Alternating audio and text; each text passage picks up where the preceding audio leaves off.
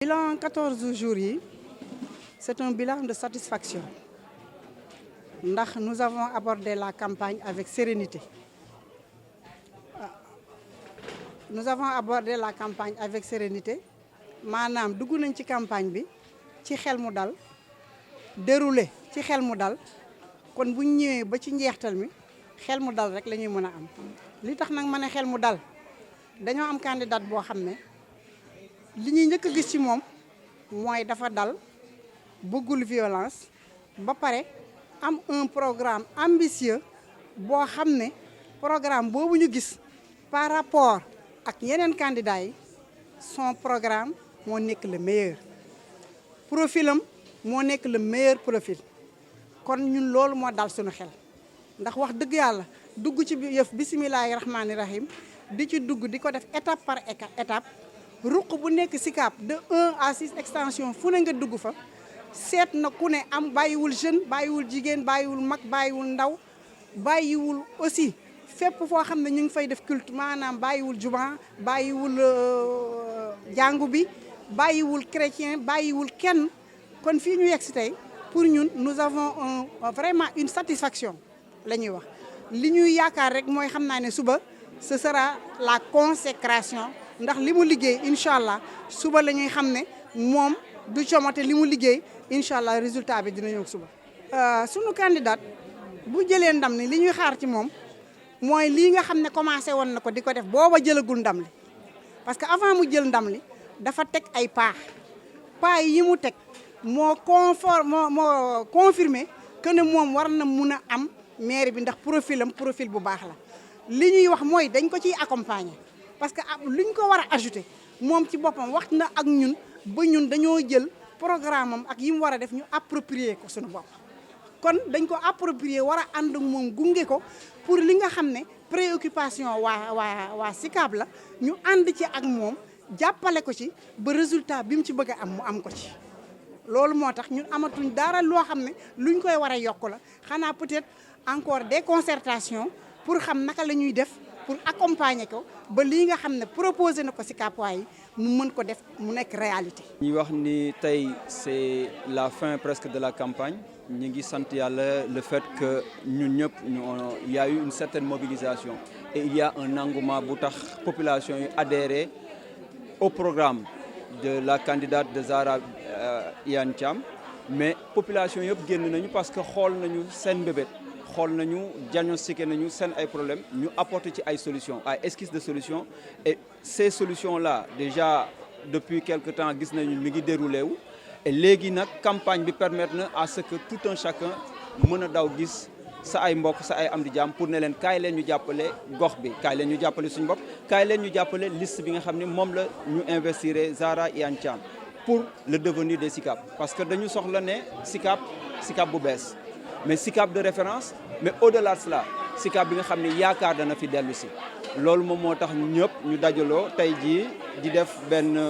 caravane pour dem fekkee meeting bu dernier de clôture bi au niveau de Nord Foire pour le candidat de la ville de Diouf Sarr. waaw meeting bi sant yàlla parce que gis nañu ne quartier bu nekk ñu ngi mobiliser et la ñu laaj sax defe naa ni ëpp la ñu soxla ëpp na la ñu am. mais kon ñëpp def nañu adhésion massive autour de la candidature de Diouf Sarr mais ñëpp nee nañu également dinañ def le maximum pour taxaw wax wane seen cofeel ndax ndakaaru bi ñu bëgg ndax commune Sicap bi ñu bëgg loolu yëpp ci kaw ñu ànd ak madame le ministre Zahra Iyane Thiam pour devenir u Sicap mais pour le devenir de la commune et ainsi que le devenir de la ville de Dakar. waaw ci jongante bi nous sommes plus qu'optimistes parce que gis nañu les réalisations gis nañu également le bilan gis nañu espoir bi nga xam ne moom la les candidats de la ville de Dakar ou le candidat ainsi que ses adjoints ñoom la ñuy incarner parce que ce sont des candidatures optimistes mais ce sont des candidats également de l'espoir et de l'espérance loolu la ñu gis ci Ndakaaru gis nañu ne Ndakaaru bii ñu bëgg ci kaw li ñu ko soxlaa il faut que Diouf Sarr mën ko téye bu boobaa incha allah le 23 janvier ñu mën taxaw changer xar-xaru kanamu Dakar parce que dootul xeex soxlaatuñu Ndakaaru bu nga xam ne xeex lañ ci soxla mais dañu soxla Ndakaaru bi nga xam ne référence la vitrine la Et au niveau de vitrine, quand on parle de vitrine, ni Dakar nekkee woon au niveau de l'Afrique, mais noonu lañu bëgg mu dellu fa nekk fa au niveau de l'Afrique pour pouvoir au moins un devenir meilleur pour le Sénégal également. waaw bilan bi ñuy def c'est un bilan satisfaisant parce que population yi dañuy wax bu ñu dee wax vis-à-vis VAD dañuy wax ne également jongante dañuy ne gisante ñi dëkk ci gox bi ñoom ñooy gisante ñooy nemmeekonte et ñun ñooy wax ci waxu programme boobu dañuy dugg bët ak bët kër ak kër daal di ne waxtaan ne lii kat la ñu lii la ñu namm ci gox bi nit ñi adhéré ci parce que bu boobaa dina am dina ñu waxtaan ku ci nekk ki nangu dina la ne man nangu naa ki nanguwul nga waxtaan ba jubóog moom bu ko defee ñun ñëpp ñu gis ci suñu bopp. loolu moom mooy wane ni population yi adhéré nañu massivement au programme de la ville de Dakar mais au programme également de la commune de Dakar bi nga xam ne moom la Zahra Iyane Thiam commune de Sicap Liberté moom la Zahra Iyane Thiam di incarné. loolu mooy wane ni mbir bii ñuy wax soxal na ñëpp. parce que ku ci ne ñii dañu nekkoon ci ay liste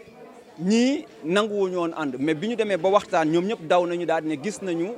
xam nga c'est le vote utile bu ñu soxla candidat yi rallié de même que les autres yi nga xam ne daw nañu gis leen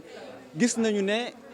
il y a un intérêt majeur c'est la commune qui a besoin d'un devenir meilleur et devenir boobu kan moo koy incarner kan moo yor profil bi kan moo yor expérience bi kan moo mën a jar gérer social bi loolu yëpp la ñu xool daal di ne en la personne de Zahra Iyane Thiam mën nañu jël ne candidature Benno Bokk Yaakaar bi am na espoir bu mu incarner yaakaar mi ngi ci et moo tax ñu ne nag xam nga ñëpp ñëw buñ ci jàppee day gën a yomb bu boobaa la victoire sera écrasante incha allah le 23 janvier. merci. waaw 15 jours yi ni ñu ko dundee mooy 15 jours yoo xamante ne sentir nañ ne jege nañ population yi parce que wax nga ko porte à porte la ñu def moom la ñu privilégié parce que loolu suñu expérience moo tax ñu xam ne élection biir kër yi la nekk du question que da ngay nekk ci tali yi di def caravane wala ngay def yenn bruit yi mais da ngay dem à la rencontre des populations waxtaan ak ñoom xamal leen sa programme ngir ñoom ñu mën a apprécier par rapport ak ñi fi nekk xam ne yow mi kat am nga candidat bu baax waaye it am nga programme boo xamante ne war na mën a dal xelu Sicap waaye loolu moo tax ñu préféré gën a accentuer wu ci porte à porte yi te gis nañ ne vraiment am na lu bari loo xamante ne dolli nañu ko ba tey am nañ confiance gëm ne élection yi incha allah suñu loxo lay des ñun Benno Bokk Yaakaar.